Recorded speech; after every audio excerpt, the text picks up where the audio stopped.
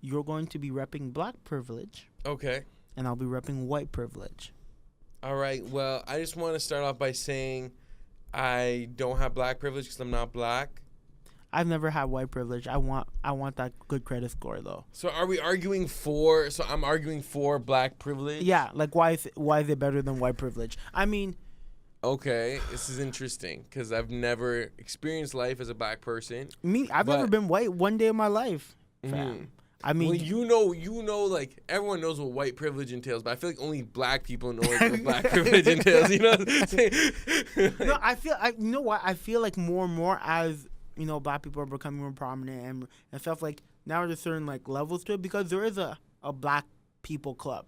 Like and you like to be honest, even though it's like rich or black people, but like it's like even like the last White House party that Barack Obama had. Oh, when Chris Rock was Like, saying, it's like, I died and went to black heaven. Yeah, it's like everybody who's ever been cool and black and rich, we're all there, just hanging out. And I feel like that's part of black privilege. Is like you make that elite group of like you can talk I about. just feel like anything I say about what I think black privileges will be received poorly. No, but which you is know why what? I'm You know what? I'm giving you my black card right now. I'm giving you my black card right now. I don't think that's how it works. No, I'm gonna like black people. We are going to absolve him because it's part of the show and it's a part of all of us having a better understanding what the other person sees. Okay. I've never been white before, so I don't know. Damn, I can tell I don't you even know what any fun things you guys technically are what supposed would be. to do. Yeah.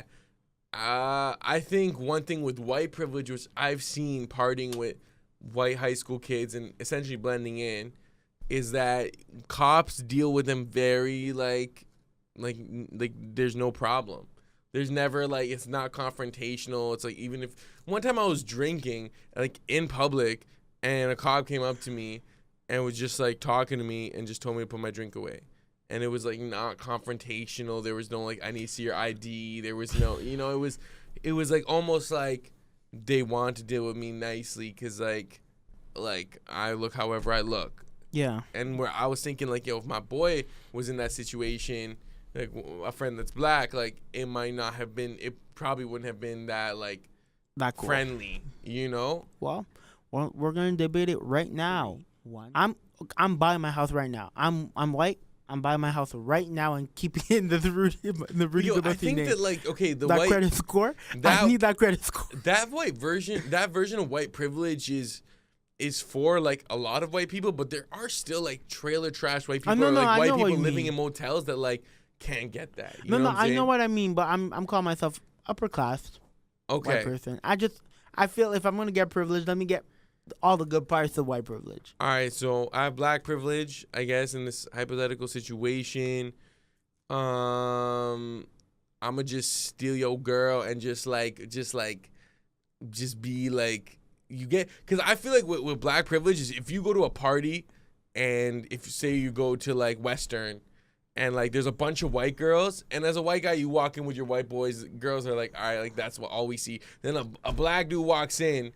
There is unfortunate. I don't know if it's unfortunate or not, because like I guess black guys like white girls like black guys. So like there's a mutual fetishizing that goes on, whether it's because of the white girl's affinity with black culture, black men. Maybe she likes NBA players, or maybe she likes rappers. So like somehow like she affiliates with that with you, but that's kind of racist. So like I mean it's the same thing if like a black person is fetishizing a white person. If you're fetishizing, technically it is racist. I mean, but I feel like it's worse when white girls for some reason I feel like it's worse when white girls do it, because it feels like blatant. Like the it feels like look at him, like as if like he's like a horse at like Woodbine racetrack or some shit. But like I've heard how some black men talk about white girls, and it's just like they say the word bunnies, like or like pog. Or fam, the words are sometimes so like it's kind of 50-50. So it's a mutual racist fetishizing. Unfortunately, I just feel weird because I haven't read Charlemagne the God's book, Black Privilege. I haven't read it, so I'm just trying to think like what I would say that would be accurate because I don't have Hey, experience as a black person. I don't have experience as a white person. I'm Yeah, but it's crapping out more- this credit thing. Okay, black privilege. But anything I say, I feel like will sound racist. Just say it, okay? I'm literally telling you to say this is part of the game. If you can't say, that's the thing. I feel like if we aren't like, if people are going like, to what do act I racist- think black privilege is? Like, Yeah. genuinely. Okay, personally, I feel like all my favorite artists, all the best artists are black. All the best stand-up comics and arguably actors are black, in my opinion. Ooh. Actually, That's what I've seen. Like, just personally, like, in terms of skill, in terms of like legacy, in terms of like think about the best artist of all time, Michael Jackson. He was black. yeah. If you think about the best stand-up comics, you have Richard Pryor, you have Dave Chappelle. Both of them are black. Yeah, I mean, I put Jerry Seinfeld on that list because I watch stand-up and I'm like a fan. I'll put Jerry up on that list. Okay, you have like you have your 1-2 like white dudes up there. You have your Frank Sinatras or whatever. So if I did have black privilege, like I don't know, like, it sounds weird for me to just be like, yeah, just be like I'd sing or like like best athletes. You look at Michael Jordan, you look at LeBron James, like, but like I don't know if that was because they were black or because they were dope or like a mix of both or like maybe that was correlated with one another. I feel. Okay, I think what you're talking about is more about swagger more than anything. Yeah, there's sauce. Just like it's just like they can get away with more. There's a certain swagger in like social life that is real, and I'll that's be evident. Yeah, like like if and but I don't necessarily know. Is that black privilege or is that black culture? I guess I'd say black privilege. No, is, black privilege is black culture. Yeah, that's what I'm saying. That would be the privilege, is like having a firsthand experience and the ability to operate within that culture. Whereas obviously other people partake in black culture as well, but it's there's not the same. always There's always a disconnect. Yeah, there's like that disconnect of authenticity that you will be questioned. Whereas if you're black, you're already in it. You're born into it. Yeah. But I don't like I guess that if I had black privilege, what else would I do? Okay, well, I'm trying to think of a white privilege other than credit score. I'm honestly I now is not the time in history to be white. Oh, I started no. introducing myself as Olive because I just don't want to be affiliated with white. Like honestly, like You wanted to be part of the struggle. no offense to white people. Like I know visually I'm white, but like I'm trying to distance myself from that because now is not the time. White people are getting roasted left, right, and center, fam, and like they have to take it, and like it's kind of bad. No, because white people been like killing people for basically like 12,000 years. Yeah, those people, the colonial people were, but like my boy's uncle's family who just randomly just do their thing in like a random town, like like they don't really do that. Like I don't know. Personally, I like because there are white people in my family. Like I have Arab family members that have married white people, and like so like the cult, like you kind of see the culture, and it's like personally, I haven't seen any overt racism. And, like, this is a family where, like, their daughter married a St. Lucian dude. And, like, they were cool with it. Like, there was never any overt racism. Whereas I feel like now more than ever, there's more awareness about race. So there's more conversation about race. I actually remember when I told you I heard, like, a couple of my white friends say the N-word. And it was, like, it felt like it was, like, racially derogatory. Like, it wasn't, like, even in a song lyric. It was, like, yo, that person's such an N-word. And I was, like... I was shook because it's like I feel like years ago no one would say that.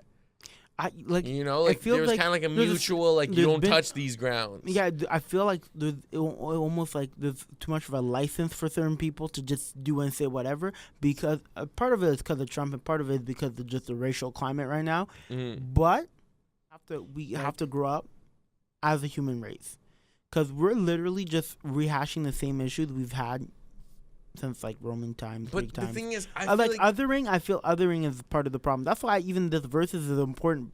I feel even for the culture. I don't care who listens to this. But I feel like people are gonna be offended what I say. No. But you know what? But I'm just saying, if you think that, even though I know you're not racist, believe me, we've had these conversations. He's not racist. He's not a bad person. Like I'm vouching for him as a black person. Please applaud him because he does a lot for the culture. But what if we're able to have these discussions, like if we're able to have real honest discussions about what's really going on, what you're really seeing, what really being affected, this is how people change the narrative. Like, like somebody will listen to this and be like, I've never thought of it that way. Because I'm gonna tell you, black people see white privilege as like, a key card.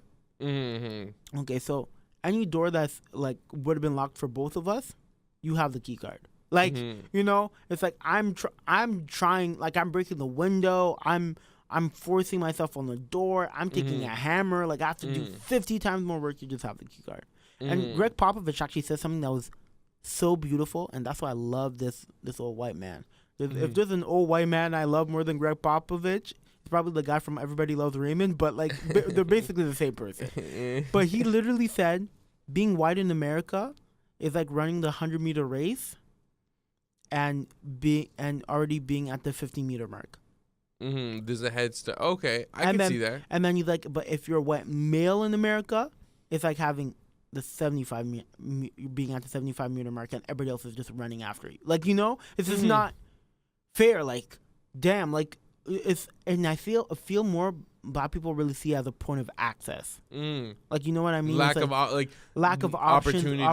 White people see black people is like, oh my gosh, look at them, they have so much ability. Like, but like it kind of works both ways. It's like if you don't have a lot of access, then you're gonna work more because you need ability. Well, compared to like, let's say you have a lot of access, you won't really work more on ability. You work more to having more doors open for you. Like if there's one thing I know for a fact, like a part of white privilege is networking. Like my white friends are people who taught me really what networking was. And like I'll be 100% honest with you, that's a pure fact. Like networking to really build relationships towards more partnerships. Like even stuff that we're doing within the show, a lot of stuff I've learned how to talk to business and my white friends or white older gentlemen have like explained to me like, hey, you do have to do ABC. This is how you do to get 1, 2, 3. And I'm like, systemically, and I feel like now that we're in like a racist time, we also discredit white people, but in terms of their organizational skills, definitely, like you can modern civilization, you cannot like you can. Yeah, I mean,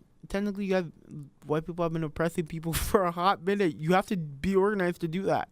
Like you really have to. Yeah, you like for systematic racism or systematic oppression to work. You have to have really. You have to be on point. Yeah. Like because it's not. I can tell him it's not. It's probably not racist. Probably even has white friends. Probably even dated a few black people. Like you love Latino culture. Like stuff like that. However, the system in the bank system is probably, without knowing it, is forcing her to put himself in this position. Well, he lives in the rougher part of the neighborhood. Well, because he never had access to another neighborhood because he didn't have the money, the capital, and it's like a roundabout situation. But she's not seeing that. She's like, well, I can't give him this bank loan that would change his life and put him to the next level. So, like, you know what I mean? So, like, that it's almost like, and that's the system is against them, the system is against us. And, like, it's good that you hear people like Greg Popovich. Greg Popovich had no reason to say what he says sometimes, especially when it comes to Trump or racism. And it's like, if he's like a 68-year-old white man who was in the military, coached in the military, yeah, he's around black people and in the NBA and whatever. But, like, his understanding of race relations is amazing. Because he doesn't have to. And he's a millionaire. He has no incentive. And he lives in San Antonio. Like, yeah, okay, there's a lot of Latinos and stuff, and there's a lot of black people. But, to be honest, you could probably live in... Like, there's certain parts of the world you can probably live with just white people and never interact with another race. You really could. Like Newcastle, like, where I used to live... When you saw another black person, it was like, you know how black people give each other the nod? Yeah, it was more than a nod. It was basically a hug. It's like, well, you're here. It's good to know. If something pops off, it's good to know somebody else here. And that's ties into like the black privilege we were talking about, where there's more of a unifying sense in black culture, whereas there isn't really such thing as white culture. Like white culture varies per country. It's not. No, but like I obviously I break black this culture down. too. Like there's Caribbean, there's African. Yeah, but like, you know what? One thing that I will actually say, I don't consider, if you're like from the Mediterranean, I don't consider you white. Thank you. like olive skin, like Turkish people. I'm like, you know what? Like my cousins, I don't know how right this is, but they say if you have no real culture, if you're like not Italian, Portuguese, or Turkish, you have no real culture, yeah, that's when they call you white and they can't date you because you have no real culture. Mm-hmm. Like if American culture is your only culture, then I'm not dating you. So and that's a whole nother thing where it's because a lot of like black skinned Latinos don't identify as black, like nah, I'm Latino, or like a lot of Africans will not identify as black because like there's kind of like a separation. cultural separation. Because there's a lot of stuff going on, but just like in blackism, like that's probably the that only is way a to cool say. word. No, just in blackism when it comes to like dark skin, light skin, when it comes to African, Caribbean, or black, American, African American in America. Well, I'm put it down very simply. You're black. More or less you've been oppressed, or you're Asian, you're Latino, or like you're from anywhere. If you felt oppressed, you're technically all under one banner. Like to a person who really is racist, who doesn't like. I've only really met one racist person ever, and to a person who truly is racist, doesn't matter. They have no difference. If a white person, because honestly, you go to Turkey, they have their perception of black people, and it is racist. You go to Greece, you go to any of these countries, especially in Europe. Yeah, but like black people also have racist. Like I'm gonna be 100% honest. But like how racist are black people towards non-black people? You don't want to hear these white people jokes. Like you have them on deck. Like you'll hear black people say a lot between black other people like white people stuff, white people ish. Like just be like they're crazy or that's dumb as hell. That's some white ish. Like I meant only white. Only white people will do that. Or we'll do the same thing for Greece, Italian. Like everybody is low key racist, but nobody wants the racism to hit them. Then it's a problem. Yeah. But like, the thing is, because it's almost like one group has oppressed everybody else. Because I'm like Italians have been oppressed. Like I'm never gonna say they haven't been oppressed. Because Italians, Irish people, up until probably the late 70s, 80s. Okay, like. Let's be 100%. Just because you've been glowing up in the last 30 years doesn't mean people really see you as white. Because a lot of them just have to ask their grandfathers and be like, "How were you treated when you came to America or you came to Canada?" And they'll hit you with the hot facts, like it wasn't easy. And you'll see that struggle is parallel with the struggles of black people either now or like a little bit earlier, because people have been going up here. Okay, okay. It's not all bad here, but we're going up. Yeah. So yeah, no. It's like just a relationship between that struggle. I'm being 100% honest. So I just feel like it's not matched in terms of. I just feel like black people have gone through. I think historically, and if we're going to argue that the Jews were maybe black, because if you. Honestly, I've actually been in the discussion where there was a Jewish person, an Asian person, a black person, and literally we're all debating like who had it worse. Like Indian people or brown skin people can definitely call that. South Asia can really call that. And Asian people, like what people call ethnically Asian. Can you say every race has been discriminated against except white? Well, white people are discriminated against now, probably like now, slightly like on Twitter. There's actually a comedian who said like 200 years down the future, like white people just would not be in a good situation. I don't think they're gonna like. I feel like literally white people who like intermingle with other races will survive, but I feel like eventually the pure it just looks like a civil, like we're on the like brink of a civil war or something. No, I'm for. I love all people, period. Like no, like. That's just the way I was raised. Like my parents actually taught me no color. Whether or not to marry no color, that's a whole different situation. But to love all, like my parents were like, okay, they're Asian, child of God, no question. Like you judge people on their character. If they're a bad person, they're black, then they're black, and they're a bad person. It's two separate things. Same thing if they're white. Same thing if they're blue, green, yellow. Like they really said that you have to care about the human being and the human like perspective more than anything. So that's the way I grew up.